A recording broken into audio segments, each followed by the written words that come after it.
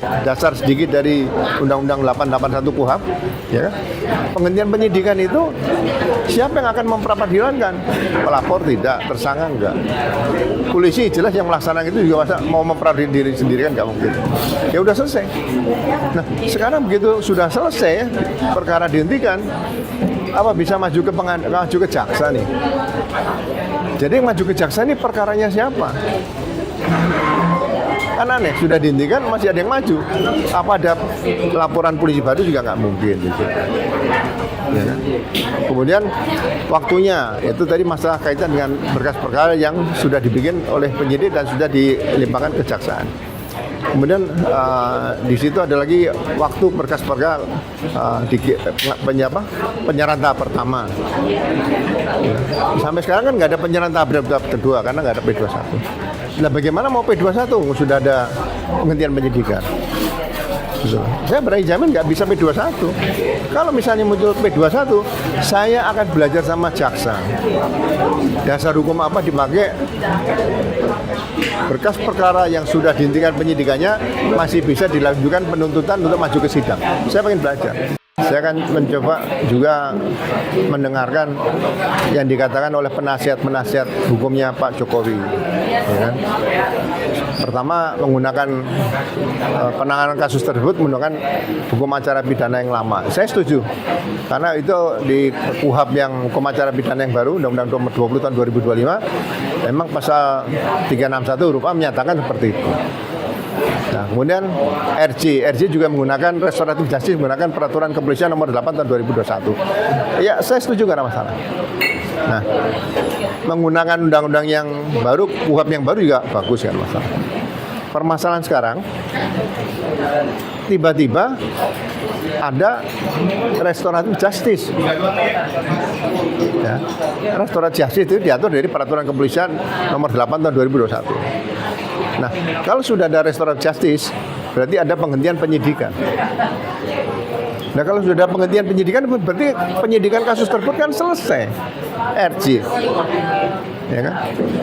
Kalau pakai KUHP yang baru, malah setelah dihentikan harus minta penetapan pengadilan supaya tidak bisa di pra-peradilan. Tapi kalau menggunakan peraturan kepolisian yang mengambil dasar sedikit dari Undang-Undang 881 KUHP, ya kan? Penghentian penyidikan itu siapa yang akan memperadilankan? Pelapor tidak, tersangka enggak. Polisi jelas yang melaksanakan itu juga masa mau memperadili diri sendiri kan nggak mungkin. Ya udah selesai. Nah sekarang begitu sudah selesai perkara dihentikan, apa bisa maju ke jaksa nih? Jadi yang maju ke jaksa ini perkaranya siapa? Kan aneh, sudah dihentikan masih ada yang maju. Apa ada laporan polisi baru juga nggak mungkin gitu. Ya kan? Kemudian waktunya itu tadi masalah kaitan dengan berkas perkara yang sudah dibikin oleh penyidik dan sudah dilimpahkan kejaksaan. Kemudian di situ ada lagi waktu berkas perkara penyerahan tahap pertama. Ya. Sampai sekarang kan nggak ada penyerahan tahap kedua karena nggak ada P21. Nah bagaimana mau P21 sudah ada penghentian penyidikan? Saya berani jamin nggak bisa P21. Kalau misalnya muncul P21, saya akan belajar sama jaksa. Dasar hukum apa dipakai berkas perkara yang sudah dihentikan penyidikannya masih bisa dilanjutkan penuntutan untuk maju ke sidang. Saya pengen belajar. Apakah ada KUHP yang baru nih? Pak, dalam proses penyidikan itu kan berdiri sendiri ya, walaupun penomoran laporan polisi itu sama, tapi berdasarkan satu orang memiliki akibat hukum yang berbeda-beda itu. Nggak bisa dong, laporannya harusnya dari awal laporkan satu-satu. Satu laporan polisi, satu SPDP. Baru ada surat 8. Ya 8 orang, laporannya 8 dijadikan satu. Jadi harusnya dari awal satu orang satu laporan polisi. Nah, apakah ini akan ditutup dulu baru dibikin laporan baru lagi? Pak, akibat hukumnya apa sih Pak ketika proses ini sampai ke tahap P21? Kalau misalnya tidak ada RJ lah, tidak ada RJ ya. Tidak ada RJ berarti kan pada saat diperiksa sebagai pelapor, kan pelapor diperiksa nih. Bapak melaporkan tentang pasal pencemaran nama baik atau fitnah gitu. Tidak bisa dikatakan Bapak melaporkan pencemaran nama baik dan fitnah ya, kan nggak bisa. Pencemaran nama baik itu berarti ada indikasi yang mencemarkan itu punya data. Kalau fitnah, yang mencemarkan itu, yang menjelek-jelekan itu, memfitnah itu nggak punya apa-apa, nggak punya dokumen. Itu beda. Ketika ada RJ seperti ini, Loh, sekarang kalau ada RJ ini kan RJ yang memang ya oke lah kita ikuti RJ saja. Kebetulan satu orang yang minta RJ karena dimasuk dalam berkas itu 8 orang atau dibagi katanya 2 klaster 3 dan 5. Di sini ada Damerul Lubis sama Pak Yusjana, di sini ada Rismon. Ya udah, berkas perkara yang klaster pertama juga nggak bisa maju, klaster kedua nggak bisa maju. katakanlah ketika ini prosesnya P21, Loh, pasti kan ditanya nanti sama pengadilan. Saya dilaporkan gara-gara saya diduga punya ijazah palsu. Tanya, ada ijazahnya asli nggak? Bisa nggak ditunjukkan? Ada pakai tunjukkan. Nah, coba para tersangka dicek ini ijazahnya benar nggak? Oh nggak benar, mas saya punya. Loh, kan debat di pengadilan nanti. Harus dibuktikan dulu, oke? Skorsingnya, buktikan dulu ijazahnya asli atau enggak kan gitu. terus Pak, mengenai bukti-bukti kemarin kan disampaikan juga alat bukti yang diamankan salah satunya kan ijazah Pak Jokowi ya Pak ya. Diamankan? Ya kan disita ya bahasa hukumnya juga Pak. Ya kalau di polisi disita, kalau diamankan itu kan teroris diamankan itu kan mungkin gitu ya. Nggak ada teroris disita kan gitu. Tapi kalau naik dokumen ya disita.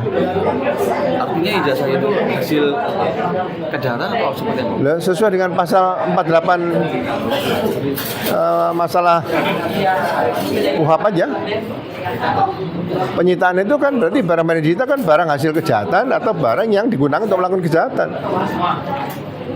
Nggak ada barang bukti yang tidak melakukan kejahatan bisa disita misalnya gitu. Misalnya gini,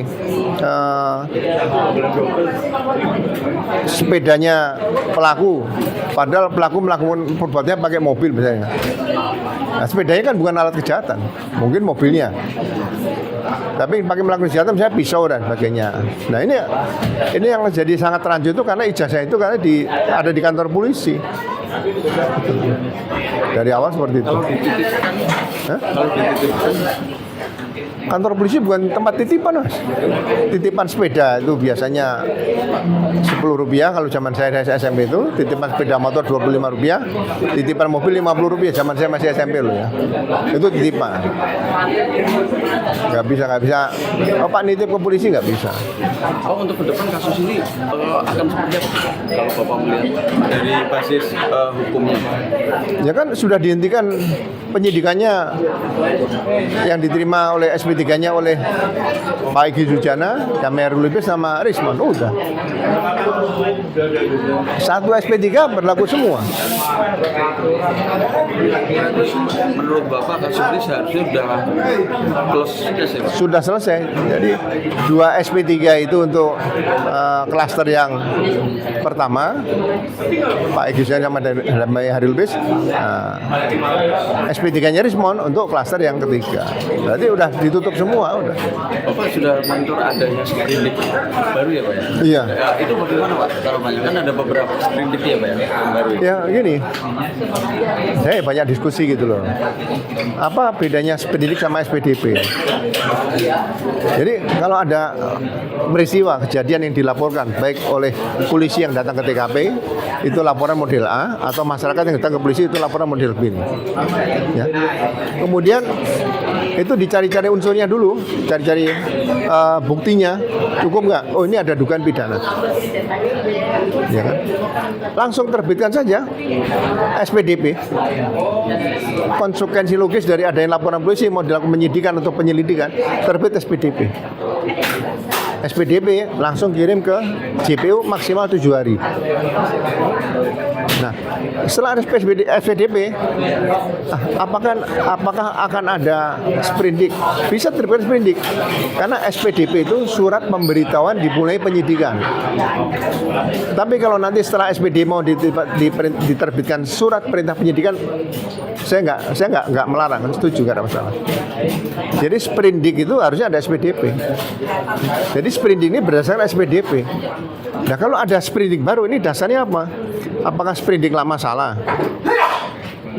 Nah, kalau sprindik lama yang salah, berkas yang menggunakan sprindik lama ini administrasi penyidikannya, kan berarti cacat hukum nih, harus dibongkar semua nih, ditarik kembali, diterbitkan dari SPDP tadi tergunakan, ini sprindik baru dengan pernyataan di situ sprindik lama dinyatakan tidak berlaku. Nah, mulai lagi manggil saksi-saksi lagi, mulai setahun lagi. Jadi administrasi penyidikan itu bukan hal yang asal-asalan begitu, bukan. Ada konsekuensi hukum yang harus diterima kalau kita membuat sprindik baru seperti itu. Pak, kalau tadi kan Bapak bilang kalau nanti masuk di persidangan ijazah ditanya asli atau enggak. Kemudian kalau dia bilang katakan asli, yang mengeluarkan yang mengeluarkan menyatakan ahli. Iya, BMA. Makanya dia nanti sebagai saksi menyatakan benar pada ijazah yang dikeluarkan oleh BMA. Kalau itu menjadi alat bukti di pengadilan, Iya. itu hanya pernyataan UGM ya. Iya, nanti kan mungkin pasti kan dikonsentrasikan bahwa dia yang mengeluarkan. Kalau dia menyatakan itu benar, keaslian ijazah Jokowi dikeluarkan oleh dia, itu benar. Itu baru satu sebagai keterangan saksi ya. Betul. Padahal minimal 2 alat bukti. Kalau temannya, Minimal. Hah? kalau temannya satu, Minimal 2, jadi harus lebih dari 2. Yang ketiga apa kira-kira? Minimal 2 alat bukti.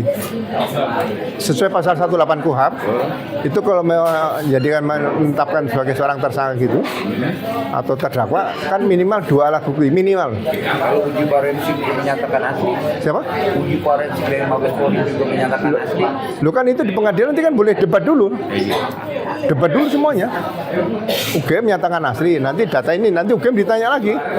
Dari ahli-ahli, dari alumni UGM semua ditanya. Jadi ramai di pengadilan, pembuktian itu dulu.